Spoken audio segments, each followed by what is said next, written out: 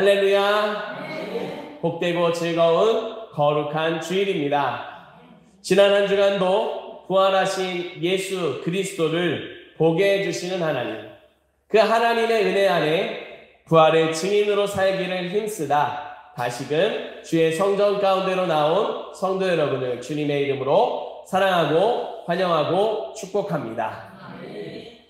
오늘도 예배드리는 이 자리 가운데 부활하신 주님의 영광이 가득한 줄 믿습니다.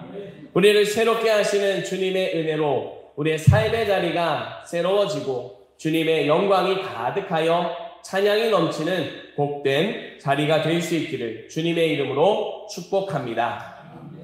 이제 주신 말씀 신약성경 사도행전 5장 41절로 6장 7절 말씀으로 일어난 변화라는 제목으로 하나님 말씀 전하겠습니다.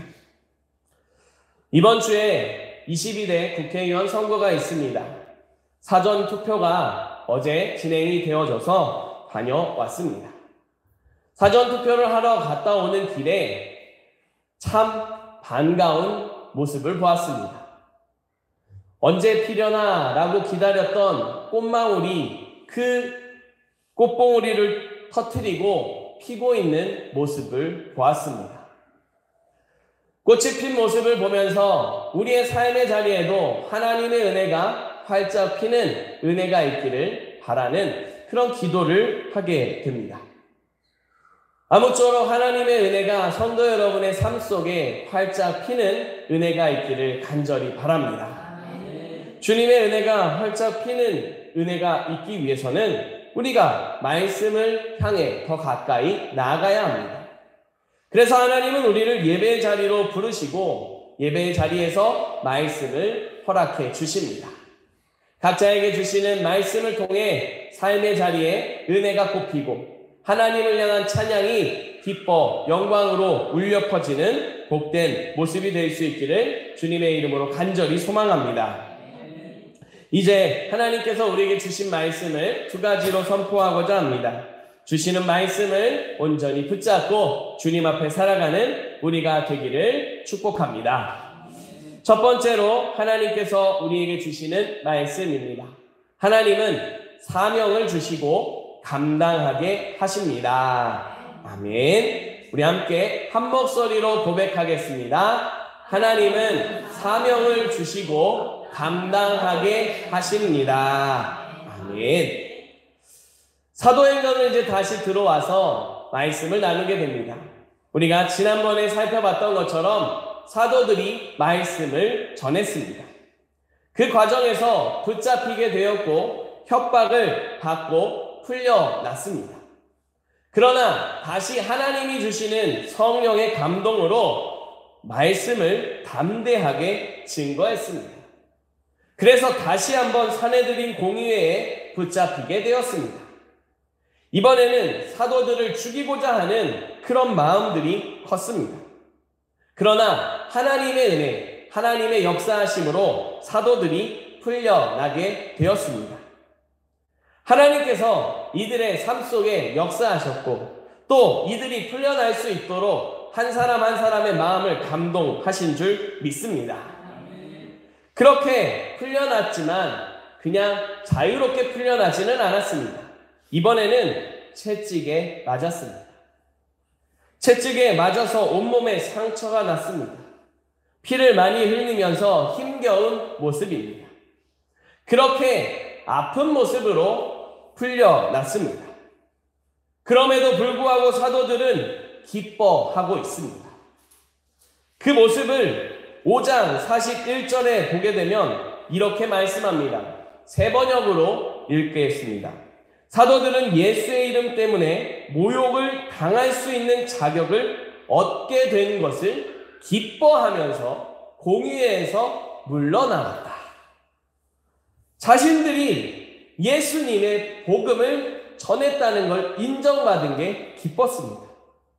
자신들을 통해서 예수 그리스도의 복음이 전파되고 그것이 전파되는데 큰 역할을 하고 있다는 사실을 인정받는 그 사실이 기뻤습니다. 다시 말하면 하나님께서 맡겨주신 사명, 예수님께서 맡겨주신 그 사명을 잘 감당하고 있다고 사람들에게 인정을 받았습니다. 그것으로 인해서 기뻐했습니다. 사도들이 받은 사명은 예수 그리스도의 복음을 전파하는 일입니다.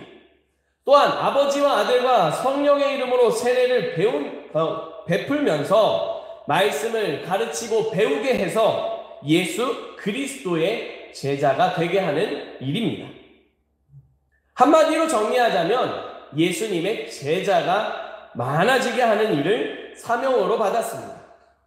제자들이 지금 이 사명을 잘 감당하고 있다는 인정을 받았습니다.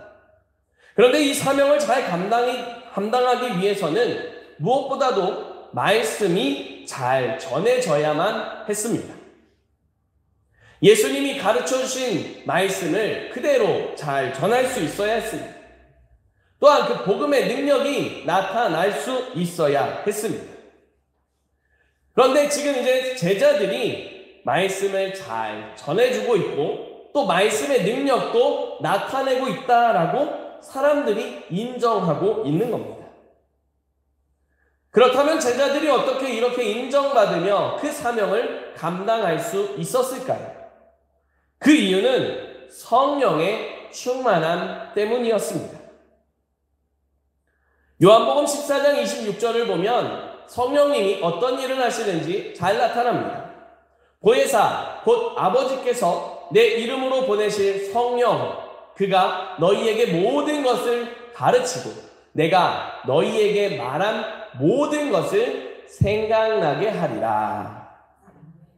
성령님은 예수님의 말씀을 생각나게 해주셨습니다. 사도들은 그 지혜를 힘입어 말씀을 잘 가르쳤습니다. 또한 핍박 가운데서도 예수님의 말씀을 기억하며 그 시간을 견뎌낸 줄 믿습니다. 예수님께서 제자들에게 많은 것들을 가르쳐 주셨습니다. 그 중에 핍박받는 일에 대해서도 말씀하신 일이 있습니다. 마태복음 10장 17절을 보게 되면 그들이 너희를 공회에 넘겨주겠고 그들의 회당에서 채찍질하리라 라고 예수님이 말씀하셨습니다. 지금 예수님께서 말씀해 주신 이 말을 그대로 지금 이루어지고 있는 걸 경험하고 있는 겁니다. 더불어서 그 채찍질을 맞지만 그렇게 붙잡혔지만 담대하게 복음을 전할 수 있었던 그것도 주님께서 가르쳐 주셨던 일입니다. 뒤이어서 마태복음 10장 19절과 20절에서는 이렇게 말씀하셨습니다. 그때에 너희에게 할 말을 주시리니 말하는 이는 너희가 아니라 너희 속에서 말씀하시느니 곧 너희의 아버지의 성령이시니라. 아멘. 하나님이 주신 말씀을 성령님이 핍박 가운데서도 말하게 하실 것이다 라고 주님께서 가르쳐 주셨습니다. 주님께서 말씀하신 모든 일들이 지금 제자들의 삶 속에 이루어지고 있는 걸 경험하고 고백하고 있습니다. 제자들은 어디를 가나 담대하게 복음을 전했습니다.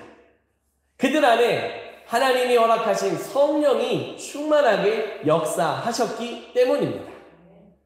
사도들은 자신들의 삶 가운데 예수님의 말씀이 이루어지고 있는 그 놀라운 경험을 하고 있습니다.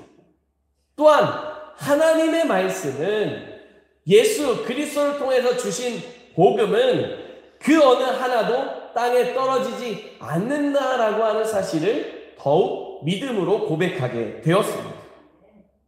그렇게 말씀을 통한 기쁨을, 말씀을 통한 은혜를 찬송하는 모습이 되었습니다. 그런 사도들은 더욱 성령의 충만함 안에서 복음을 전했습니다. 그 모습을 오늘 우리가 읽은 말씀 사도행전 5장 42절에서는 이렇게 말씀하고 있습니다. 우리가 같이 한 목소리로 읽어보겠습니다. 그들이 날마다 성전에 있든지 집에 있든지 예수는 그리스도라고 가르치기와 전도하기를 그치지 아니하니라. 복음을 전파하다가 또다시 붙잡힐 수도 있습니다.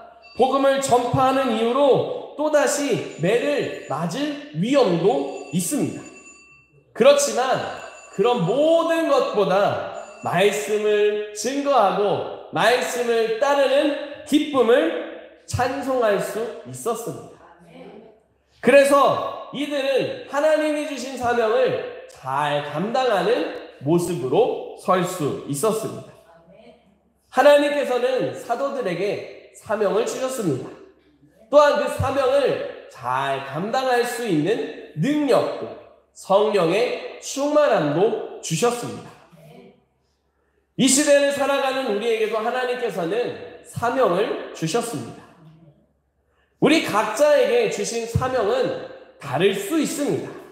그러나 사명의 모습이, 사명의 자리가 다르더라도 하나님의 말씀이 전파되어지는 그 사실은 동일합니다.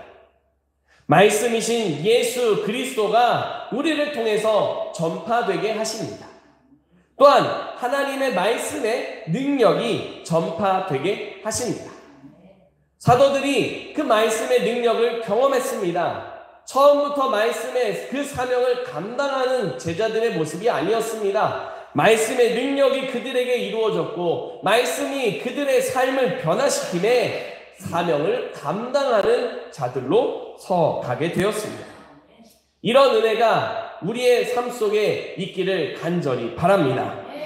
사랑하는 성도 여러분, 하나님께서는 우리에게 사명을 주셨습니다.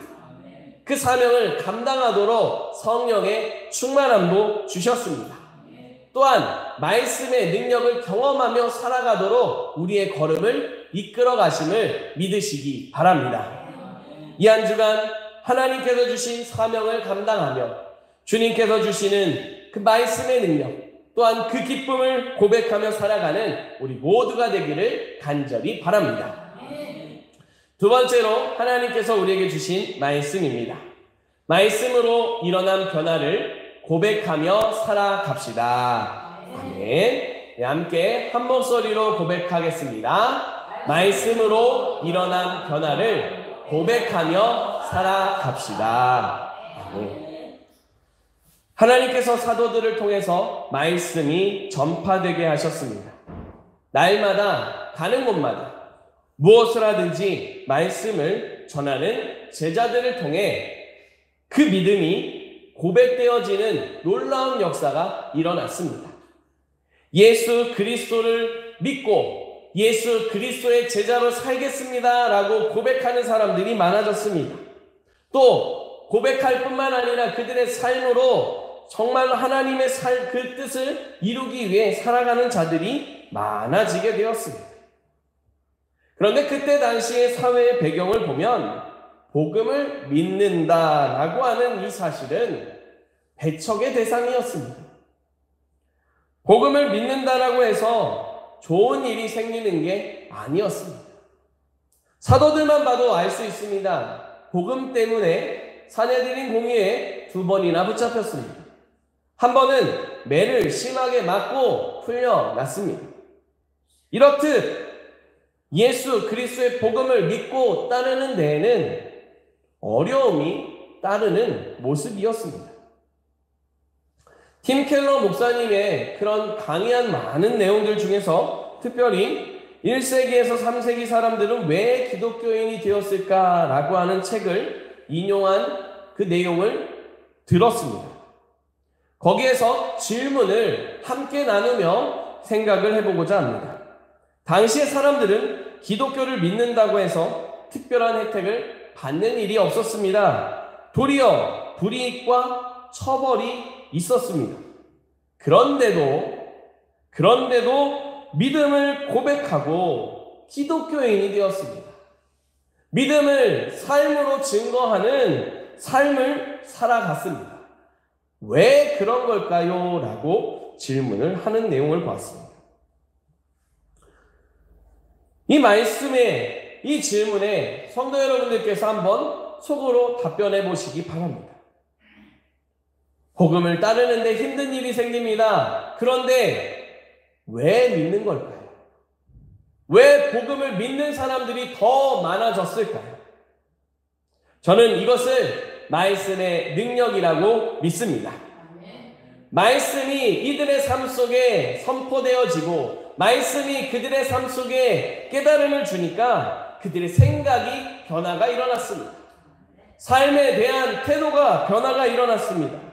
삶에서 발견할 수 있는, 특별히 하나님 말씀대로 살아갈 때 하나님이 주시는 기쁨과 은혜를 발견하게 되었습니다. 그렇게 그들의 삶 속에 말씀으로 일어난 변화가 있으니까, 분명한 그 변화가 있으니까 이들은 말씀대로 살기를 원하는 믿음의 역사가 이루어지고 있었습니다. 이런 말씀의 능력의 변화가 일어났습니다. 그래서 많은 사람들이 예수를 그리스도로, 또 하나님의 그 믿음을 따르는 제자로 살겠노라라고 하는 고백이 일어나게 됐습니다. 그렇게 사도들이 경험한 말씀의 능력을, 또 많은 사람들이 고백하고 있는 그 기쁨을 함께 고백하고자 하는 사람들이 많아지게 되었습니다. 그런데 문제가 생겼습니다. 각자의 소유를 자기 것으로 여기지 않고 다 가지고 와서 함께 나누고 함께 베푸는 그 과정에서 소외되는 사람들이 생기게 되었습니다. 헬라파 유대인들 가운데서도 특별히 연약함의 사람들 대상이었던 과부들이 그 공급을 받지 못하는 일들이 생기게 되었습니다. 이 같은 일 때문에 헬라파 유대인들이 히브리파 사람들을 원망하기 시작했습니다. 여기서 잠깐 이해를 돕기 위해서 헬라파 유대인 그리고 히브리파 유대인이 뭔지에 대해서 잠깐 설명드리겠습니다. 헬라파 유대인들은 그리스어를 사용하는 사람들입니다. 그리고 히브리파 유대인들은 히브리어를 또는 아람어를 사용하는 사람들입니다. 말이 다릅니다. 말이 다르다는 건 살아가는 배경도 다르고 문화도 다릅니다. 여러 가지 차이가 있을 수 있고 여러 가지 배경이 다른 그 사람들이 한데 모여서 예배드리고 그 은혜를 나누는 과정에서 어려운 문제가 생겼습니다. 이런 문제가 생겼을 때 사도들은 모든 사람들을, 모든 제자들을 불러놓고 말했습니다. 우리가 하나님의 말씀을 제쳐놓고 접대하는 일을 하는 것이 마땅하지 않습니다. 그리고 나서 그들에게 말합니다. 세워서 섬기는, 우리들을 도와서 함께 섬기는 사람들을 세웁시다. 그리고 우리는 기도하는 일과 말씀을 전하는 일에 집중하겠습니다. 라고 선포했습니다. 지금 문제가 일어난 거는 그 공급을 받는 일이 지금 소외된 사람들이 생겼다는 데 있었습니다. 그런데 지금 사도들은 그 문제를 해결하기 위해서 뭐라고 말하고 있습니까? 우리는 말씀에 집중하겠습니다. 라고 말하고 있습니다. 어려울 때일수록 어디에 집중해야 되는지를 보여주고 있는 겁니다. 문제가 일어날 때일수록 어디에 집중합니까? 말씀에 집중하는 겁니다. 그렇다고 해서 기존에 하던 그런 함께 나누는 구제의 사역이라든가 함께 나누고 봉사하고 살아가는 그 교제의 사역을 소홀히 한다는 게 아닙니다. 그 일을 함께 도울 수 있는 사람들을 세우고 함께 하나님이 주신 사명을 감당하자라고 말하고 있는 겁니다. 그렇게 이 말이 전해졌을 때 모두가 기쁘게 받아들였습니다. 그리고 7명의 사람들을 세웠습니다. 7명의 사람들은 분명한 특징이 있었습니다. 그들의 특징은 성령의 충만함을 받은 사람들이었습니다. 앞서 말씀드린 대로 성령의 충만한 사람에게는 분명한 특징이 한 가지가 나타납니다. 말씀의 능력을 경험합니다. 말씀으로 그의 삶이 변화가 일어납니다. 세움받은 7명은 이미 그 같은 은혜를 경험한 사람들이었습니다. 그러니 이들을 통해서도 사도들이 말씀을 더욱 집중하며 말씀을 전파하면서도 모두가 말씀 안에 거하게 되었습니다. 그와 같은 모습을 우리 6장 7절 말씀에서는 이렇게 말씀하고 있습니다. 함께 한 목소리로 읽겠습니다. 하나님의 말씀이 점점 왕성하여 예루살렘에 있는 제자의 수가 더 심히 많아지고 허다한 제사장의 무리도 이 도에 복종하니라. 아멘. 하나님의 말씀이 점점 더 왕성해져 갔습니다. 말씀에 집중할 때에 또 말씀의 능력을 경험하는 자들이 그 경험을 함께 나누고 고백할 때에 그 말씀의 은혜가 많은 사람들에게 전파되어졌습니다. 더 많은 사람들이 너도 나도 할 것 없이 내가 제자로 살겠습니다. 나도 그 은혜를 경험하고 싶습니다. 라고 고백하는 그런 놀라운 역사가 일어났습니다. 이런 놀라운 변화를, 이런 놀라운 역사를 무엇이 이루었습니까? 하나님의 말씀인 줄 믿습니다. 하나님의 말씀은 살아있습니다. 하나님의 말씀은 능력이 있습니다. 그 능력의 역사를 경험하게 됨을 믿으시기 바랍니다. 지금도 살아있는 말씀은 우리의 삶 속에 변화를 일으킵니다. 하나님께서 주시는 그 말씀으로 우리의 삶 속에 변화가 일어나는 놀라운 은혜를 경험하는 이 한 주간이 될 수 있기를 간절히 바랍니다. 특별히 원망이 일어났지만 말씀을 듣고 말씀이 왕성해지자 이들은 원망이 아닌 서로를 더 사랑하며 배려하며 감사하는 자리로 나아가게 되었습니다. 우리의 삶의 자리에 이 같은 은혜가 있기를 간절히 바랍니다. 원망이 일어나고 불평이 일어나고 또 다툼이 일어날 수 있는 그런 이유가 많이 있습니다. 그러나 그 가운데 하나님의 말씀이 우리의 마음을 변화시키는 역사가 있기를 간절히 바랍니다. 성령의 역사가 우리의 마음을 바꾸고 말씀으로 더욱 향하게 하여 함께 화해하고 사랑하고 교제하고 주님의 은혜를 나누는 그런 귀한 은혜의 자리가 만들어질 수 있기를 간절히 바랍니다. 사랑하는 성도 여러분, 하나님께서는 이 같은 말씀의 놀라운 역사를, 말씀으로 일어난 변화를 우리에게 허락하시기를 원하십니다. 그렇기에 우리는 더욱 무엇을 가까이 해야겠습니까? 말씀을 가까이 해야 합니다. 말씀을 볼 수 있으면, 읽을 수 있으면 한 절이라도, 한 장이라도 말씀을 읽어가야 합니다. 말씀을 읽는 것이 어렵다면 말씀을 들을 수 있는 여러 가지 좋은 것들이 많이 있습니다. 그것을 통해서 말씀을 듣는 겁니다. 그런데 말씀을 들을 때 우리가 주의할 게 있습니다. 때로 집에서 무언가 일을 할 때 또는 무언가 할 때에 음악을 틀어놓고 이런저런 일을 할 때가 있습니다.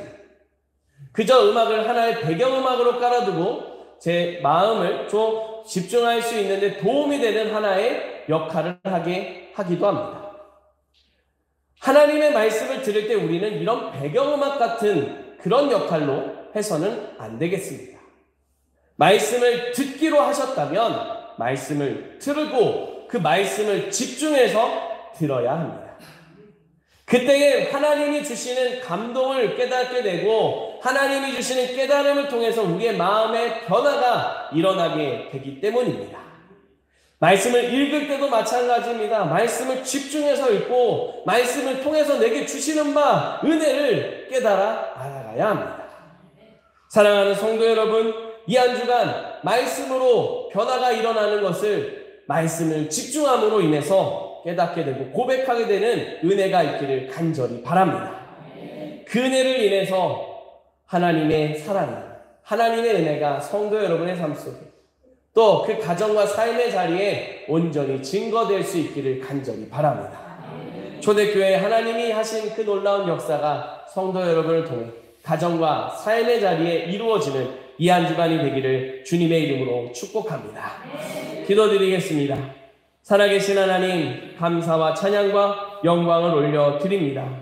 하나님께서 주신 은혜, 그 은혜를 더욱 고백할 수 있도록 역사해 주심을 감사합니다. 특별히 말씀으로 역사해 주시고 말씀으로 주님께 나아가게 해주셔서 감사드립니다.